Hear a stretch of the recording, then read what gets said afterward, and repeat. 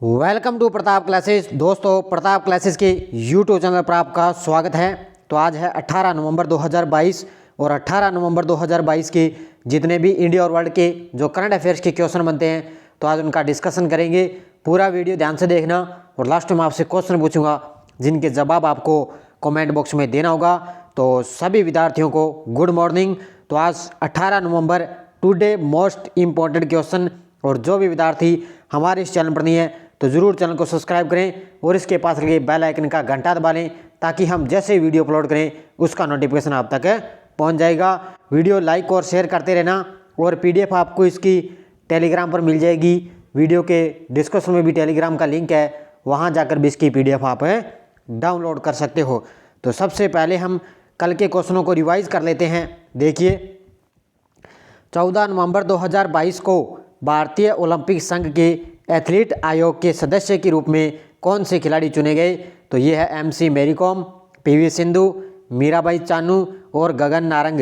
ये चारों या पांचों खिलाड़ियों को 14 नवंबर 2022 को भारतीय ओलंपिक संघ के एथलीट आयोग के सदस्य के रूप में ये इन खिलाड़ियों को चुना गया। और पहली बात ये देखो, कल मैंने क्विज डाली थी टेलीग्राम पे और इसमें ये पूछा था भी कौन सा जो है खिलाड़ी नहीं चुना गया था। इस देखो क्वेश्चन को कई विद्यार्थियों ने पूरा पढ़ा ही नहीं, और ये देखो यहाँ पे कितने लगभग 48% विद्यार्थियों ने यहाँ पे उपरोक्त सभी इसका राइट आंसर कर दिया। तो इस तरह आप एग्ज़ाम में मात खाओगे तो अपने लक्ष्य से भटक सकते हो, इसलिए क्वेश्चन को पूरा पढ़ा करो। इसलिए मैं आपके लिए ये जो है क्विज मैं डाल देता हूँ टेलीग्राम पे, क्योंकि आपने क्वेश्चन को पढ़ा ही नहीं और 22% विद्यार्थियों ने इसका राइट आंसर दिया है। देखो लक्ष्य सेन, बाकी 48% ने जैसे सुबह मैंने करवाया था वैसे ही उपरोक्त सभी इसका राइट आंसर लगा दिया था। तो ध्यान से क्वेश्चन को पूरा आप पढ़ा करो, चाहे क्वेश्चन आपको कहीं भी दिया जाए, लेकिन क्वेश्चन को आपको अंत में देखा करो भी है या नहीं है, ये देखा करो, यहीं से भी क्वेश्चन का आंसर पता चल जाता है। इसलिए मैंने ये क्वेश्चन आपके लिए थोड़ा कल चेंज किया था। तो क्वेश्चन को पूरा ध्यान से पढ़ा करो आप। अब देखो आगे, कौन सा देश 2024 में अंडर 19 वर्ल्ड कप की मेजबानी करेगा? ये करेगा श्रीलंका। किस देश ने COP 27 में इन आवर लाइफ टाइम अभियान लॉन्च किया है? ये किया है भारत देश ने। आसियान ने किस देश को अपने 11वें सदस्य के रूप में स्वीकार करने पर सहमति व्यक्त की? तो ये बनाया है आसियान ने तिमोर लेस्ते को अपना 11वां सदस्य बनाया। आगे देखो, नवीन टेक्नोलॉजीज ने किस भारतीय खिलाड़ी को अपना ब्रांड एम्बेसडर बनाया? तो ये भारतीय खिलाड़ी हैं MS धोनी को बनाया। और पैन इंडिया तटीय रक्षा अभ्यास सी विजिल 22 का कौन सा संस्करण आयोजित किया गया? इसका किया गया 3रा संस्करण। और किस निगम ने भारतीय जनसंपर्क परिषद उत्कृष्टता पुरस्कार 2022 जीता? ये जीता है राष्ट्रीय खनिज विकास निगम ने। और राष्ट्रीय प्रेस दिवस 2022 कब बनाया गया? 16 नवंबर को, और ये 56वां राष्ट्रीय प्रेस दिवस बनाया गया था। और क्विज भी मैंने आपको दे दी, पीडीएफ भी आपको टेलीग्राम पर डाल देता हूँ। तो क्विज भी आपको जो क्वेश्चन देता हूँ को अंत तक लास्ट तक पढ़ा करो आप, क्योंकि हमारे लिए एक क्वेश्चन अगर हम भटक गए, गलत कर दिया, तो हम अपने लक्ष्य से भी भटक सकते हैं। तो सारे विद्यार्थी वीडियो को लाइक शेयर करते देना। पहला क्वेश्चन देखिए आज की क्लास का, फॉर्मूला 1 रेसिंग में किस खिलाड़ी ने ब्राजीलियाई F1 यानी कि ग्रांड प्रिक्स 2022 जीता है? फॉर्मूला 1 रेसिंग में किस खिलाड़ी ने ब्राजीलियाई F1 ग्रांड प्रिक्स 2022 जीता? ये जीता है जॉर्ज रसेल ने। किसने जीता है? George Russell. देखो, मर्सिडीज के जॉर्ज रसेल ने साओ पाउलो में ब्राजीलियाई ग्रांड प्रिक्स में अपनी पहली F1 रेस जीती है।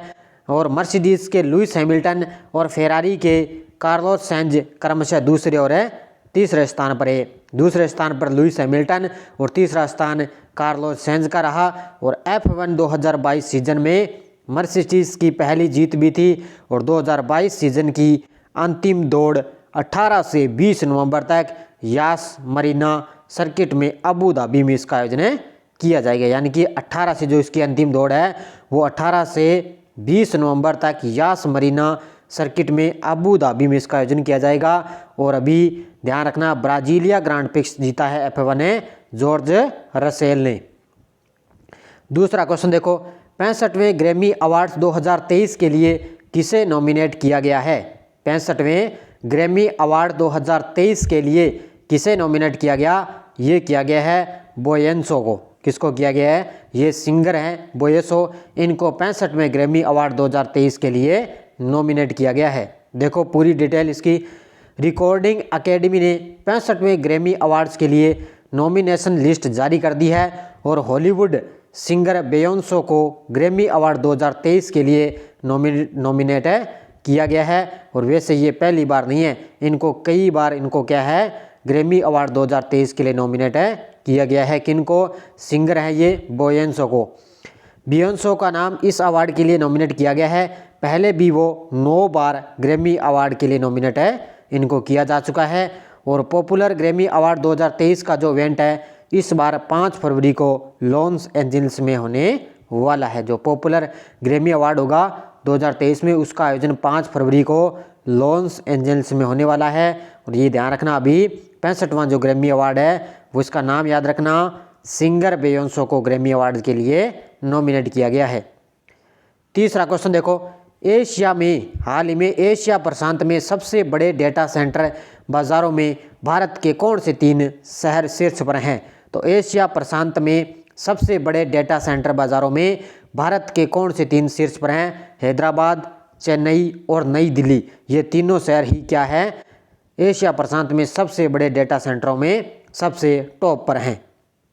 देखो मुख्य तथ्य, नाइट फ्रैंक की एक रिपोर्ट के अनुसार भारतीय शहर अर्थात हैदराबाद, चेन्नई और नई दिल्ली एशिया प्रशांत क्षेत्र में शीर्ष डेटा सेंटर बाजारों में 3 के रूप में ये उभरे हैं। और भारत में डेटा सेंटर उद्योग उच्च विकास पथ पर रहा, जो आंशिक रूप से सरकारी नीतियों द्वारा संचालित है। तो ये तीनों के नाम याद रखना है कि हैदराबाद, चेन्नई और नई दिल्ली ये एशिया प्रशांत क्षेत्र में शीर्ष पर है, तीनों शहर रहे हैं। चौथा क्वेश्चन देखो, किस संगठन ने चंद्रमा के लिए एक मिशन पर आर्टेमिस 1 रॉकेट लॉन्च किया है? किस संगठन ने चंद्रमा के लिए एक मिशन पर आर्टेमिस 1 रॉकेट लॉन्च किया? ये किया है नासा ने। किसने लॉन्च किया है? नासा के द्वारा। देखो नासा ने फ्लोरिडा के केनेडी स्पेस सेंटर में अपना आर्टेमिस 1 मिशन लॉन्च किया है। कहाँ पर है? ये किया है फ्लोरिडा के केनेडी स्पेस सेंटर में अपना आर्टेमिस 1 मिशन लॉन्च किया। आर्टेमिस 1 लॉन्च नासा की 21वीं सदी के चंद्रमा अन्वेषण कार्यक्रम की पहली उड़ान भी होगी।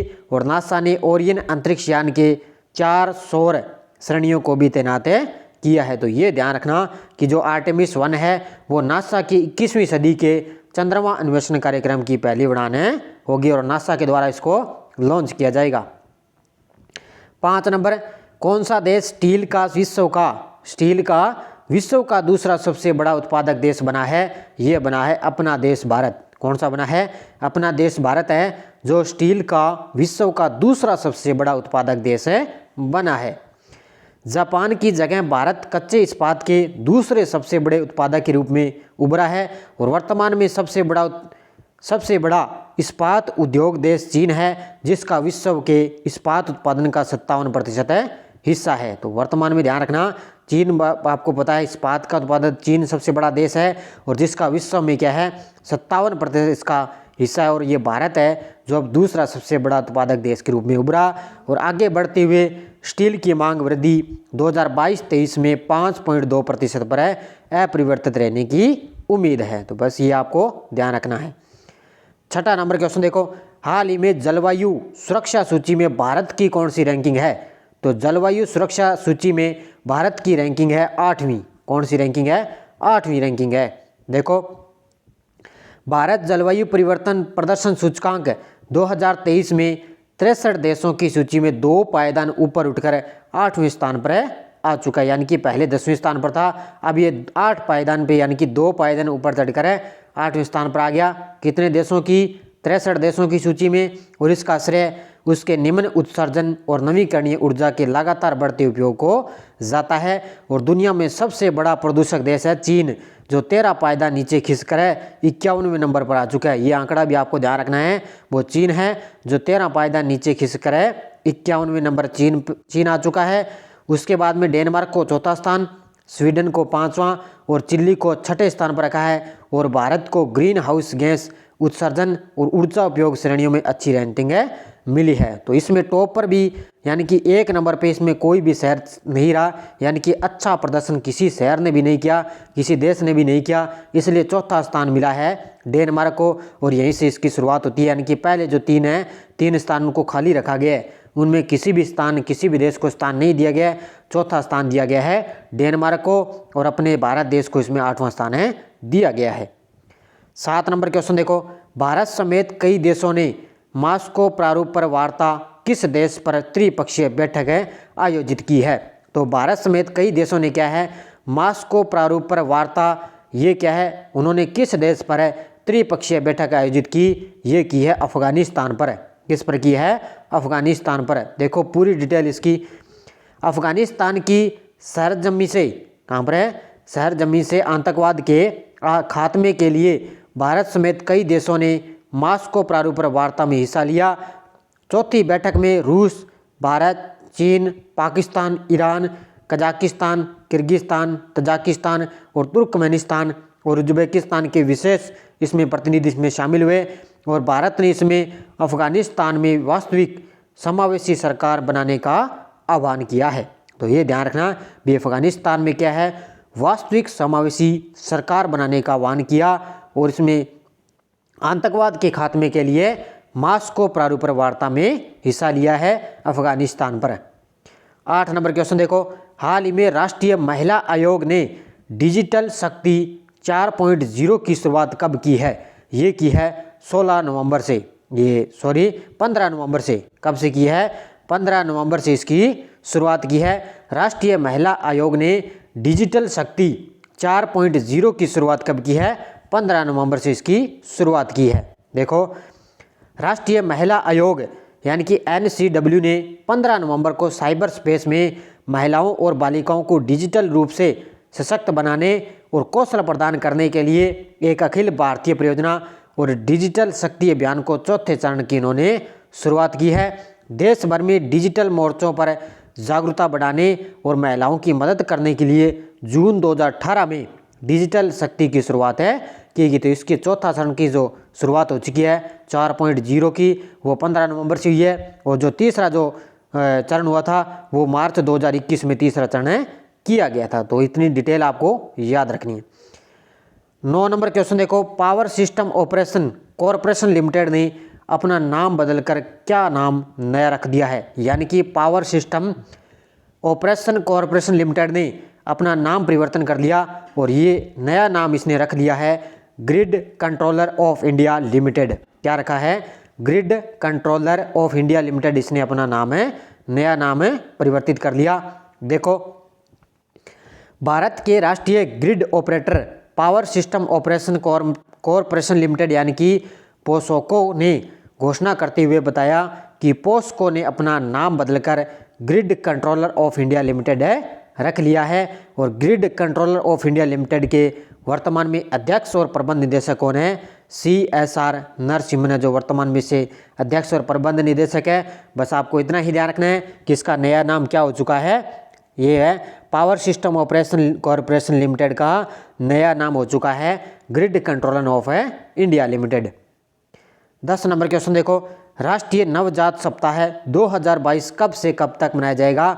ये बनाया जाएगा 15 से 21 नवंबर के बीच में। कब है, राष्ट्रीय नवजात सप्ताह 15 से 21 नवंबर के बीच में बनाया जाएगा। देखो भारत में राष्ट्रीय नवजात शिशु सप्ताह हर साल 15 से 21 नवंबर तक बनाया जाता है। और इस सप्ताह की अब की बार थीम क्या रही है कि सुरक्षा, गुणवत्ता और पोषण देखभाल हर नवजात का जन्म अधिकार है। तो ये याद रखना है, इसकी थीम है सुरक्षा, गुणवत्ता और पोषण देखभाल और हर नवजात का जन्म अधिकार है। और भारत नवजात कार्य योजना शुरू करने वाला पहला देश बन चुका है, ये भी आपको ध्यान रखना है। और ये 15 से 21 नवंबर के बीच में राष्ट्रीय नवजात शिशु सप्ताह बनाया गया है।